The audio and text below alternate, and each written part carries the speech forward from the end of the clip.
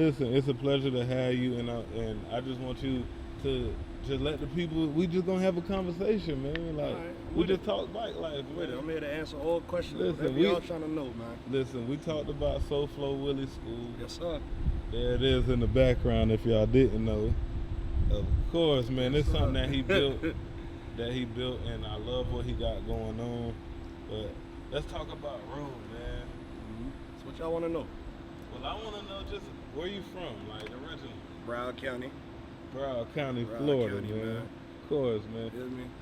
Grew up in East Side, Plantation, Park East to be exact. You know what I'm saying? And then I've been rocking out ever since. Started off motocross. A lot of people may not know that. Y'all probably don't even believe me, but y'all can look it up. But how did you get into motocross? Motocross was just something, pretty much my pops, I grew up watching my pops ride bikes.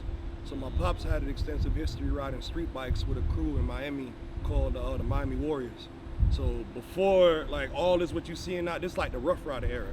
Like when you seen DMX on TV, like he used to ride with a crew called Miami Warriors and the Zoo Crew. So he bought a CBR 600, a F4i, I'll never forget it. And he came home with it. I was like, the hell is this? And he's like, yeah, I started riding bikes now. And I was intrigued immediately. Like, I never even fathomed my father even letting me or nonetheless allowing himself to get on a bike. You know what I'm saying? We grew up in, like I'm Jamaican, so we grew up in the culture of just DJing and like that's how we did our thing. That was our enjoyment, you know what I'm saying? Playing some music, chilling, you know what I'm saying? Handling your business, but when you brought the bike home, it just changed the dynamics of everything. So I was like, you know what time it is. I want one too. You know what I'm saying? Like, I want one too. So he rode his bike and you know, he took me for a couple rides on it. I liked it. And but my birthday was that same year, and my birthday came around, and like, I don't know, my pops wasn't that good at hiding things, you know what I'm saying? It was just something under a sheet in the garage. You know what I'm saying? Like, what is this? There's this object in the garage with this sheet on it, handlebars poking out.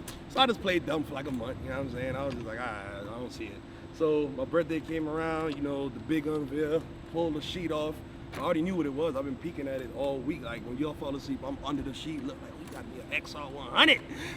You know what I'm saying? This was before CRF. I had my first bike was an XR 100. And I'll never forget it. The first time I even tried to ride the bike, bro, almost killed me and my dad. So he put me on the front of the bike. This is my first day. He's just teaching me the basics. Put me on the front of the bike. He's sitting behind me with his feet on the ground, but he's letting me control everything.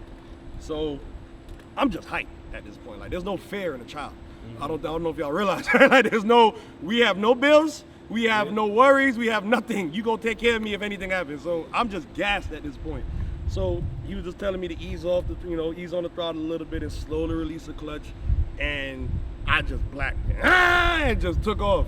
So he trying to stop the bike with his feet. I don't know if y'all seen Friday, but it's the same look. When Smokey was trying to stop the car, he was trying to stop the bike with his feet, and he ended up ripping off his toenail, and I fell off the bike and actually skipped my knee. So that's this scar right here. I don't know if y'all can see it, but I'll never forget that scar. I have no tattoos, but I have every scar on my body I got a story for. But this one right here in particular, this was my first ever bike life scar right here on my knee. So I didn't get to ride the bike for about 2 weeks after that. You know what I'm saying? He was pretty pissed. So he was just like, I don't think this is for you. But I just kept pushing, bro. And I was like, nah, I can do this. So I just started doing laps in the backyard. First gear, scared to switch gears. And then eventually I started changing gears. And then it got to a point where I was mastering that bike. I was like, bro, I need something bigger.